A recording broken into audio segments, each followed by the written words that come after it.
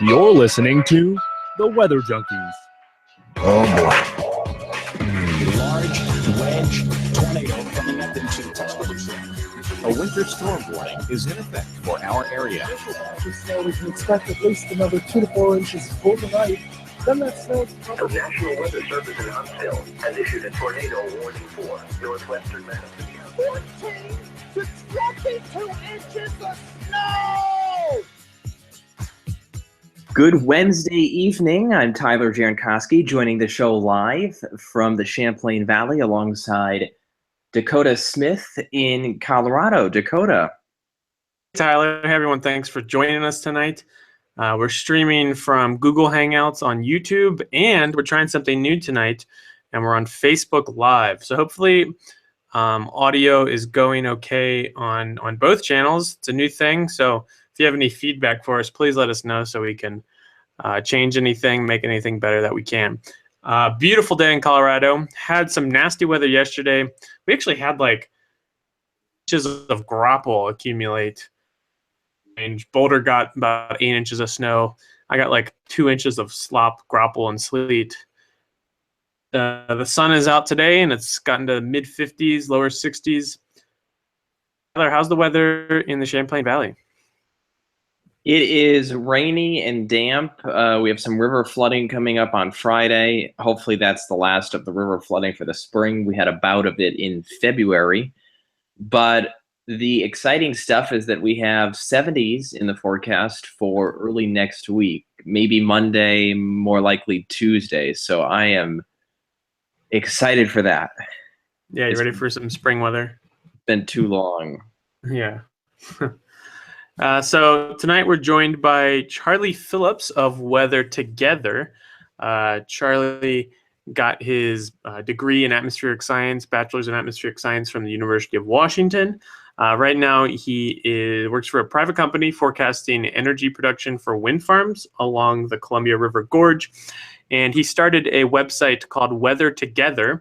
You can find that at weathertogether.us, which there's a whole bunch of bloggers posting about local weather, nationwide weather, and there's forums. It's a really cool site overall. Charlie, welcome to the show. And how's the weather in Portland? Well, right now the weather in Portland is it's pretty dreary. The thing is, this has been an extraordinarily cold and relatively wet winter as well for the Pacific Northwest. And it doesn't seem to be letting up anytime soon.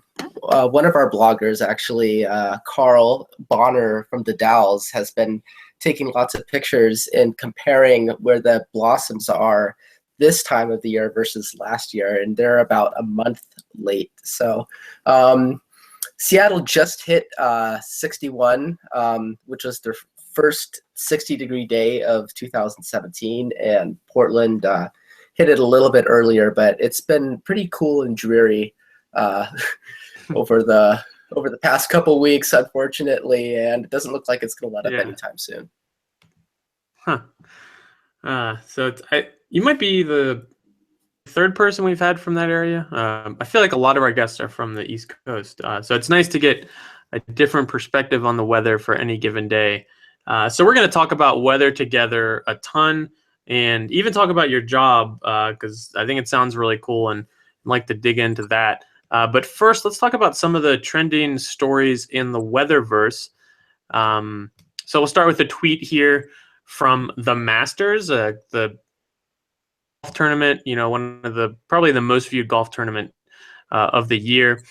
And their tweet said, "The course will be closed for the remainder of the day." They are in Augusta, Georgia. Serious severe weather outbreak today, still going on actually, as of 8 o'clock p.m. on Wednesday, April 5th. Have you been following this outbreak? Who did you ask? Tyler. Well, the funny thing about this technology is it cuts in and out every couple seconds. I missed the name. But yeah, I have. There's been a number of tornado warnings actually extending pretty well north of Georgia this afternoon. But I haven't seen one TDS today. I don't believe there's been any tornado debris signatures yet. I did see at least one tweet of a confirmed tornado in Georgia earlier on, but the outbreak is certainly still in progress. And it was interesting to watch this play out because I saw a lot of people on Twitter calling for the Masters to suspend play, and they did. So it seems like it was a good decision. You don't need a tornado to hit for it to be a good decision, but sort of interesting to see a big-time golf tournament be in the weather news, because so often we see baseball parks screw up and make stupid decisions on a nightly basis. And the one time that a golf tournament, is pretty prominent, they make the right decision. So Yeah. good. Luckily, this is not the main part of the Masters. That's Thursday, Friday, Saturday, and Sunday is the tournament play. This was just the par 3 challenge that they do every year, and they had reopened it. They closed it in the late morning because some rain moved through, and then they reopened it around noon. Had to pull the plug before weather moved through. It was like when the Storm Prediction Center issued a tornado watch. That's when they decided to cancel it. So good foresight on their end. So in a similar vein here, we can move on to our next tweet from Dennis Mercero. You can follow him at WXDam on Twitter. His tweet says, "There's a major severe weather outbreak in progress and 3 radar sites are down in the area at risk this afternoon. This is fine," in all caps and kind of in a sarcastic tone. I believe all 3 radars were fence radars. They weren't National Weather Service radars, but of course it's still not good, right? Yeah, all Department of Defense radars. I'm not sure that matters for anything. I mean, looking at the map, if you take those 3 out of play, I suppose there are still some radars close by, but the gap does get pretty big in the area of Albany, Georgia. So I frankly could care less who operates the radar. It's a weather radar that's meant to protect homes and property. Who cares who runs it? That's not the point. But I don't think there's been any large. Have there been any large tornadoes that have been hard to see because of this? I haven't seen anything like that yet. Early in the day, there was a tornado warning that was kind of in that area, but I don't think it was confirmed on the ground. Well, I mean, I was thinking about this earlier. I saw a post from the Capitol Weather Gang, I believe it was, explaining the reasoning, and some of the reasons were legit. I mean, one of them got struck by lightning this morning. I mean, there's nothing you can do about that. It's hours ago. Yeah. Another one I think has been out for a few weeks. That one's questionable. And then the third one was waiting for a part. I'm not sure when it went down, maybe a few days ago. I mean, the radar networks are down all the time. What did you say? I feel like radars are down all the time. I don't know. All the time. And if it's a maintenance problem, it doesn't follow the weather. Certainly if it's painting the radar dome, that can wait. But you hear a lot of squabbling about a new radar network. Why can't we build a few new 88Ds? They're phenomenal radars. Yeah, well, the Portland radar has been down a lot so far this year. The Seattle one has as well, and even the new one on Langley Hill, which is fantastic because we can see out over the ocean. And there's been a push to get an Oregon coast radar as well for the Southern Oregon coast, and the Southern Oregon coast and Eastern Oregon both really have poor radar coverage. But it's made even worse when your radar isn't working. So hopefully we can get that fixed. But I've never seen them down, the ones in the Pacific Northwest, as much as they have been this year. Speaking of the Langley Hill radar, do you recall if that was a brand new radar when they put it in, or did it come from somewhere else? I think it's a brand new radar. I cannot say that with certainty. It was I'm pretty sure it's a brand new radar though, and it has the dual polarization, which I think they added onto a lot of the other 88Ds around the nation. All the other ones have dual Yeah. polarization. Yeah, but this was I think this was one of the first ones to get it, because it was being put in at the same time that they were putting the dual polarization on all the other ones. So we can get really cool things and from the dual polarization. There's this thing called NexRad, or sorry, not NexRad, Olympex, wrong acronym. But over on the Olympic Peninsula, they used the dual polarization technology of this radar to see a lot of interesting things over the Olympic Peninsula with regards to rain. And it's rainy there in the winter, so That's pretty cool. well. Yeah, so presumably when radars go down like this and they don't get fixed, it's a resource and money problem spread thin. That's what I assume. Someone that can fix every radar at every waking moment. So hopefully those get fixed and we're not in the problem like this. Luckily, every actually was covered by radar. It was in some places it was really far away, but coverage everywhere. So moving on to our next tweet here from Conley Isom. Not actually sure if I'm saying that right. You can follow him at Conley Isom, ISOM. His tweet says, trying to decide between these two awesome shirts from Helicity Design, red, blue, or both. So if you haven't heard of Helicity Design, I guess like a merchandise company that's making all of these weather-related merchandise, including T-shirts, mugs, leggings, pants. This person was talking about on Twitter. The red one says, every supercell needs its cape, referring to convective available potential energy. And then the other one says, are you serious? Spelled like the cloud. So I think they're really cool, and I'm actually going to try to bring whoever founded it or is running it. I'm going to try to bring them on the show to talk about it because it looks like they're really taking off here. Tyler, have you seen these T-shirts? I have seen some of those shirts. I think they're cool. I also think the Radar Scope shirts are cool. They seem to be a little bit similar.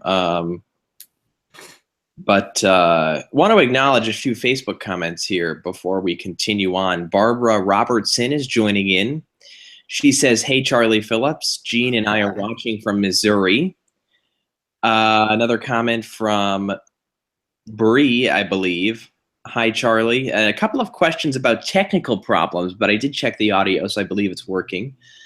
And Christopher James says, hello, Tyler. How are you? I'm doing well. So those are the comments we have so far on Facebook. Hi, Aunt Barb and Bree. Thanks for tuning in. That's great. Thanks for watching on Facebook, or I guess listening on Facebook. Yeah. So Charlie, let's dive right into you and WeatherTogether and your job. I guess tell us how you got into weather, kid, or is it? I feel like that's the most common thing. I guess just tell us your story. I've never. I haven't met anybody who has said, "Oh yeah, I think I'll go do weather," and just kind of started doing that somewhere along college. No, everybody I know who's been super into weather has known that they want to go into meteorology since they were a little kid, and I am no exception. I remember it really clearly. Actually, I was in Albuquerque, and I was 5 years old, and it was monsoon season, and we go to Albuquerque to visit some friends, some family friends over there. But we decided to go travel north one morning and up to Red River. And on the drive, just coming out of Albuquerque, a huge thunderstorm came over us, and it was raining like crazy, and there was hail, and cars were stopped on the freeway. And it was pitch black because we woke up really early, and there's just tons of lightning everywhere. And it was a very powerful memory for me. And I also remember, like, I also love to go fishing, and we may talk about that a little bit later, just being in the outdoors. But we would go fishing in these giant puddles throughout the trip that were left from this monsoonal moisture. So that's how I really got involved in it, just when I was 5 years old. And I started reading books throughout elementary school. When I discovered the internet and all the resources it had to offer, I would read the National Weather Service discussions and look at models throughout middle school. And then in high school, I started my own weather page on Facebook where I would give just a daily discussion and then a 5-day forecast for the Seattle area. And it was called Charlie's Weather Forecasts. And it was fun. I guess my junior year of high school, I switched from Facebook to Google Blogger, Blogspot, so that I could write more in-depth blogs because and add images more easily. I don't think Facebook had the notes thing that they do now back then, but that was just a better platform for me to talk about the weather in a more extended discussion format. And that was really fun. But even Blogger had some limitations. Like I wanted to add more pages and customize things around a little bit. So I decided to look into WordPress last April or May. And I was just going to make my own personal site, charliesweather.com. But I wanted to branch it out and create a network where anybody could sign up, make their own weather blog, and do what I had such a good time doing themselves, and just create a community around that. So I named it WeatherTogether.us. I made it a multi-site network, so anybody can come and make their own site. For example, my personal site is charlie.weathertogether.us. And that's what I've been working on for the past several months, and I've had a great time doing it. That's awesome. And I guess, so before we get into really dive into Weather Together, you're also, you work for a private company right now doing renewable energy forecasting. Tell us about that, because I think that's a really, really cool job. Yeah, it is a really fun job. And there is a lot that goes on into turning on your light bulb. That's what I've realized by working here. Electricity is bought and sold and traded on the market just like any other commodity. So what I do is I give first of all, let me explain what our company does. We're called Avangrid Renewables, and what we do is we own wind farms, and then those wind farms produce energy, and then we sell that energy either via long-term contracts or on the open electricity market. So what we do to do that, we have to schedule a certain amount of electricity to be sent to a certain area, and we do that in the day ahead. So I work on a shift rotation with forecasters, both days and nights, but the night shift person will make a day ahead forecast, send that to some schedulers who are working on the day ahead schedules, and they will make these schedules balancing out the forecast and the load and any other economic things that are pertinent to their situation. And then when I come in, my main job is to give these hourly forecasts for the hour ending 2 hours ahead.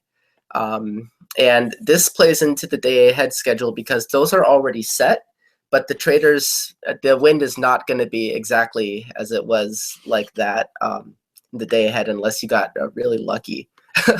So say if the day ahead schedule is like 500 megawatts or so, and then I say in my hour ahead, there's going to be 300 megawatts, then the real-time traders that I work with will say, all right, it's time for us to go out and buy 200 megawatts so we can still meet our obligations because we sold these people this power.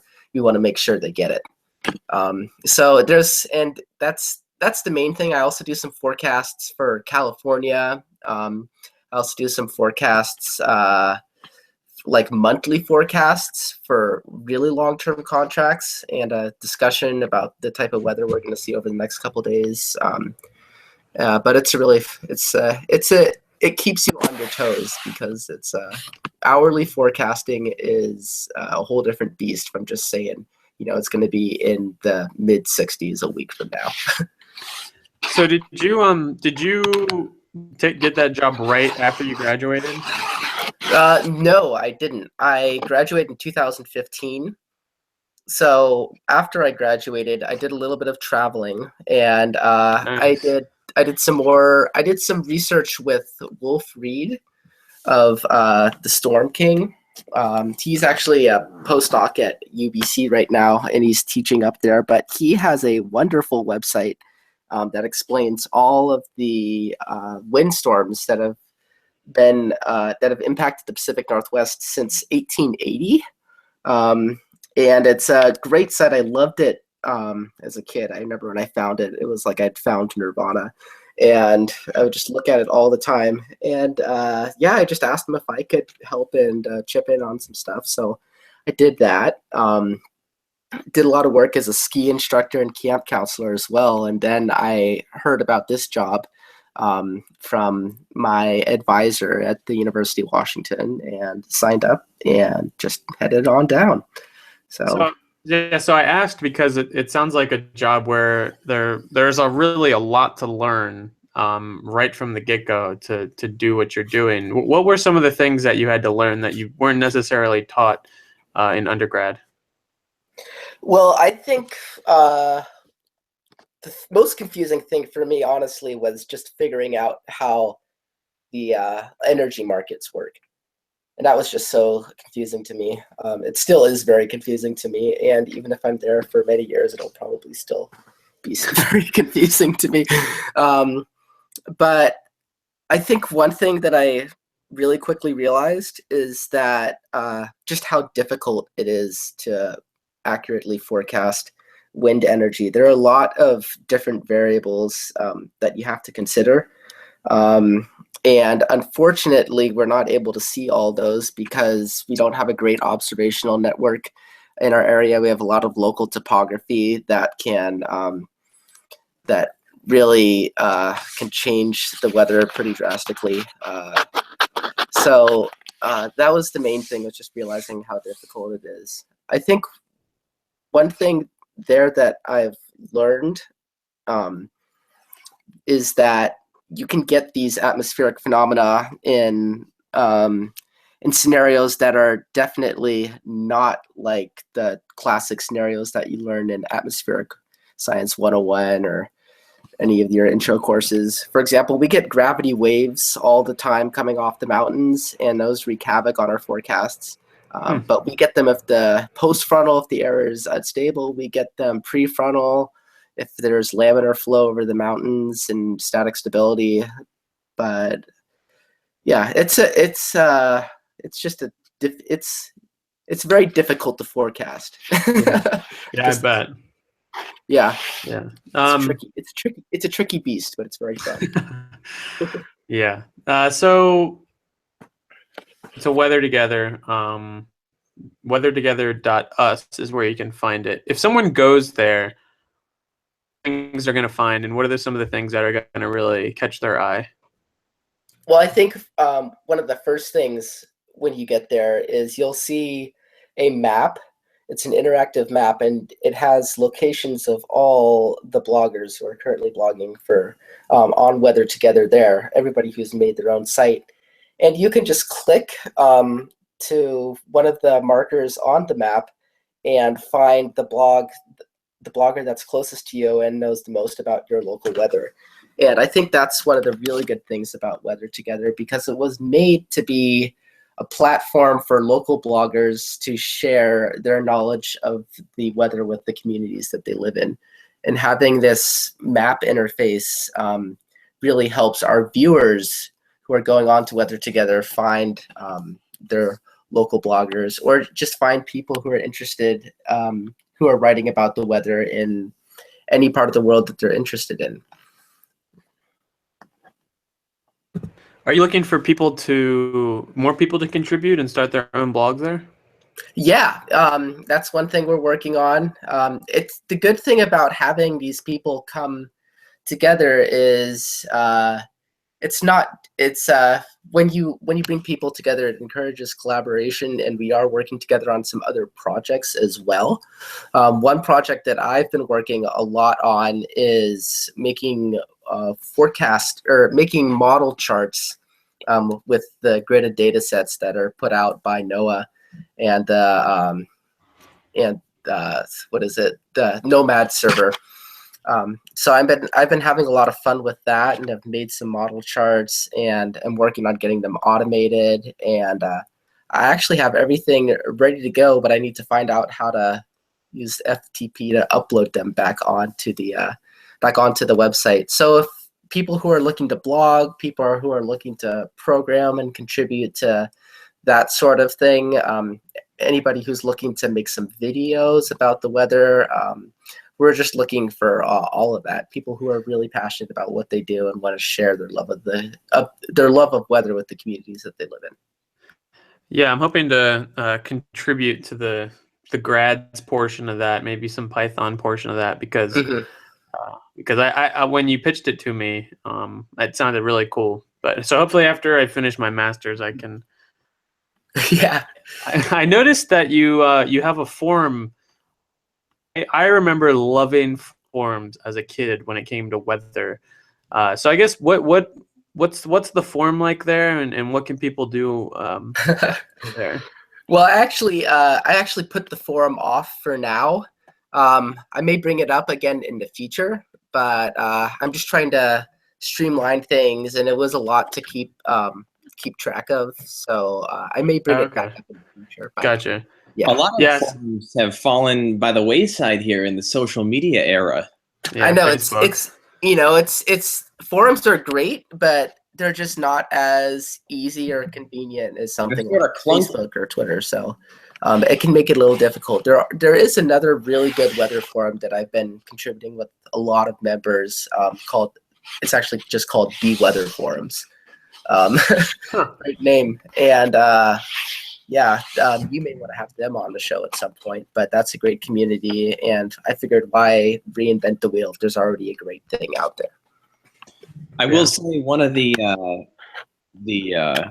forums that has been very successful even in this social media age is American Weather Forums, formerly Eastern US WX. Ton of meteorologists on there. So maybe I missed it. What was your degree in again? It's in atmospheric science. Oh, okay. I focused in meteorology and climatology. Oh, you did. Where did you go to school? I went to the University of Washington. I graduated in 2015. So you had a combination of meteorology and climatology in that degree. Well, what you can do is how it works there is you have 3 tracks, and you just need to do one of them to get an atmospheric sciences degree. Those tracks are meteorology, climatology, and atmospheric chemistry. And the meteorology, I think the climatology was just a few extra classes, and I was already doing an oceanography minor. So I figured why not do both. Interesting. So your work deals with wind energy, did you say? Yes. Mm-hmm.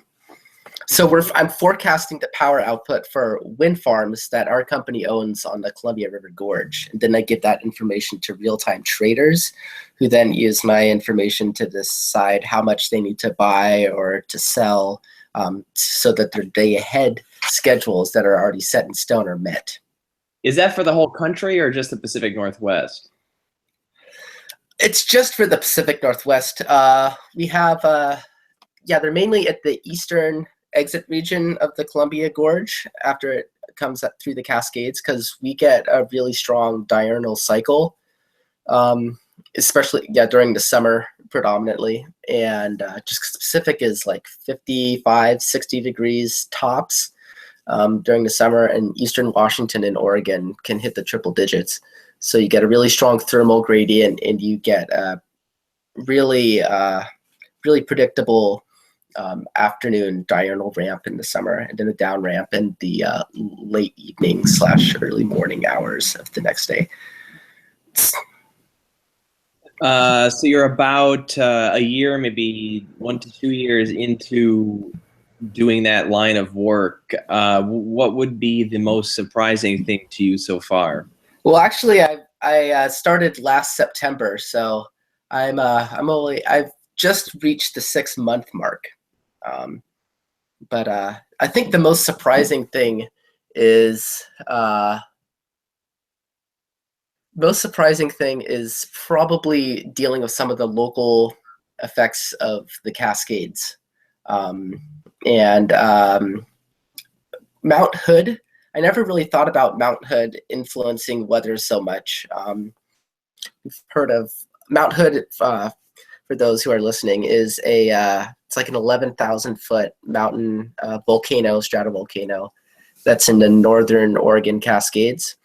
And what happens is we'll get winds that come from the west-southwest, and if the atmosphere is stable enough, Mount Hood will cast a giant wake in these winds, so that to the north and the south of the wake we'll still see high production, but areas in the wake can actually see zero production. And forecasting where that wake is going to go is very difficult, very frustrating, and an exercise in futility, and more times often than not. But that's probably the most surprising and difficult thing. And I've seen scenarios where it's blowing 50 miles an hour at the southern edge of the park outside of Mount Hood Wake, and then at the northern edge it's calm. So being able to forecast or know where that Mount Hood Wake is going to go has been very, very challenging, but very fun as well. Okay, so I want to change the subject completely here. Something that we've never talked about on the show is that it's Gooey Ducks. So I was looking I was looking through your bio online, and I saw that you wrote, or you made a documentary on Gooey Ducks. So I guess maybe ducks are and why you wanted to catch one and what that experience was like.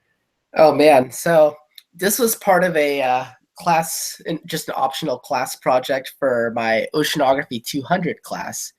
And they were like, all right, we've never had an honor student doing this, but you got to do something. So what do you want to do?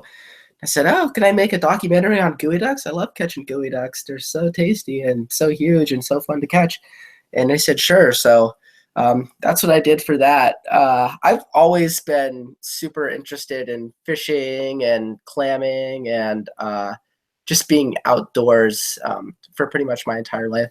My dad was the one who really got me into it. And Puget Sound is a great place to go clamming because we have sandy shores, and we have a lot of sandy shores and a lot of clams in those shores. When I think the first time I saw a Gooey Duck was when I was in elementary school, and it wasn't actually pulled out of the ground, but I just saw its neck sticking above the sand because they have to get their necks above the sand to filter in plankton through their necks. And I just couldn't believe how big the neck was. I was like, man, if that's just the neck, I can't wait to see how big the clam is. And the difficult thing is I couldn't actually go trying to catch Gooey Ducks like I could with other clams, like the steamer clams or your horse clams that are so common around here, because they're so deep that you actually need a tube to help prevent the sides of the hole you dig from collapsing. Because if you try and dig a 3-foot deep hole in a tide flat right by the low tide, you'll still get the sides will cave in. It'll make things very difficult. So I saw that and wanted to give it a try. So I went to our local hardware store, got a stovepipe, used a razor clamming device. It's actually called a clam gun. And razor clams, for those of you who don't know, are clams that are found on the coast. But I used that to help kind of suction out the Gooey Duck out of there, and was able to catch them, and that's been my method. It's been fun. So I love crabbing. I'm from Maryland, and I used to go crabbing all the time, and I loved it. So if I'm ever in your area, I'm going to take you up on Gooey Ducking. I guess, I don't know if that's what it's called. I guess clamming. Is that what you said? That's what you call it? Yeah, well, gooey ducking is a very accurate term. I use that term as well. I don't know why it It's, cracks me yeah, up it's- so much. It's a great time. And it's always fun to catch the clams, but I think one of the best things about it is you just get to walk on the beach and see all types of marine life. Yeah. I remember one time I saw a crab actually molting on the same beach that I catch gooey ducks on. So molting is when you go out of your crabs are they're crustaceans and they have exoskeletons. So when their skeleton is on the outside of their body, so when they grow, they have to get rid of their exoskeleton and grow a new, bigger skeleton. So I saw a crab doing that on the tide flat, which was pretty amazing. So we have a few tweets here. We have one from Helicity Designs thanking us for the shout out. Thank you for sending us a tweet. We also have a mention from JP, a loyal viewer, and his friend Kia. So thank you for tuning in. So Charlie, I have a question for you. I don't talk to too many people from Pacific Northwest. On the East Coast, the big weather event is like an East Coast snowstorm. That's why people out in the center of the country, it's severe weather season. People from that area are all about tornadoes, hail, severe winds. Varies throughout the country. You can be a severe weather person on the East Coast, but more times than not, you're a snow person. So what is it up there in Seattle, Portland? What's kind of the big event for you guys? That's actually a really good question, and I think it depends who you ask, because the weather here is so affected by our terrain. If you go to somebody in the coast, they'll tell you that our biggest event are huge windstorms that we get. And since we have such a long fetch over the Pacific, and we get heavy rain of these storms, they can really pack quite a punch. If you talk to somebody with a little bit more elevation, you may hear that our mountain snows are the biggest threats and our most severe weather. I remember was it 1998 to 1999, Mount Baker Ski Resort got 95 feet of snow in one season, which stands as the record for total snowfall in 1 year at any observing station. And then if you talk to somebody who's in the city, we don't get the strongest winds like the coast does, and we don't get the heaviest snows, but we can have very strong effects from both of these. Our cities are hilly. We don't have a lot of snow removal equipment, so when the snow comes, it can shut down the city, even just an inch of snow. And then for windstorms, we have a lot of large, shallow-rooted trees, both conifers and deciduous trees. And I remember it was August 29th, 2015, just a routine windstorm that was during the summer, and which is unusual, routine in strength, but not in seasonality. And it came and knocked out power to between 500 and 7,500 people throughout the Puget Sound region, just with 40 to 50 mile per hour gusts. So both our windstorms and our snowstorms tend to have the highest impact. Those are the main ones, especially our windstorms. Charlie, everyone that comes on the show gets asked this question as a leading question, and that question is, what advice would you give to someone who is interested in studying meteorology or someone who may already be studying the field in college? I would say that it's really, really, really important to get involved in research with some sort of advisor.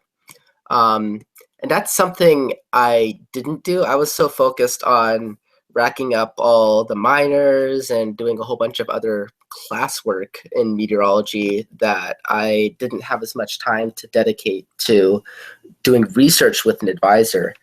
but that is so important. Something I wish I did, and it'll give you a lot of useful skills and connections that you can use later. I would also add that it's really important to learn how to code. I feel like that's probably said a lot, but I just can't. I can't understate how important that is. Just that skill is to have in the 21st century. Because even if you don't go into meteorology, there's probably some coding job out there, and a lot of the meteorologists to school with are actually now doing programming jobs with the skills that they've picked up in the atmospheric sciences department. And I'd also, finally, I'd just say, because people in atmospheric sciences are just, a lot of us are just so passionate about what we do, let your passion drive where you want to go in life. And I think it should take care of itself in a lot of ways, because we just love the weather and we love what we do. So just let your passion lead the way. I really like that. And I like your first piece of advice too. Do research with an advisor. Surprisingly, Yeah. I think that's the first time someone's actually said that on the show. So some great advice there. Get involved early and learn how to code early on. You can find Charlie on Twitter at WXTogether, and you can find his blog and other people's blogs at weathertogether.us. Charlie, thanks so much for joining us tonight. Oh, absolutely. Thank you for having me on. Follow us on Twitter at the WX Junkies. We're also on Facebook. You can listen to this podcast on iTunes. Give us a rating or review over there. We'll give you a shout out. And now you can listen to this podcast on Facebook Live. So if you don't like us on Facebook, you like us there, and then you'll see our episodes every night. Usually it's on a Thursday. Tonight we kind of had a schedule thing. Tyler, who's on next week? Next week, we have Stu Ostro on from the Weather Channel. He's been at the Weather Channel for many, many years. We are excited to have him on Thursday evening at 8 p.m., so a typical time next week.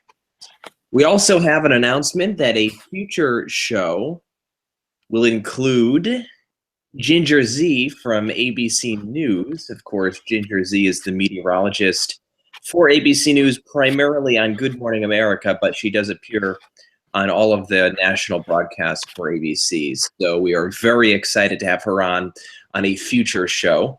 As soon as we have a firm date, we will certainly let you know. And for Charlie, Dakota, and myself, thank you so much for tuning into this evening's edition of the Weather Junkies. We hope you'll join us right back here next week.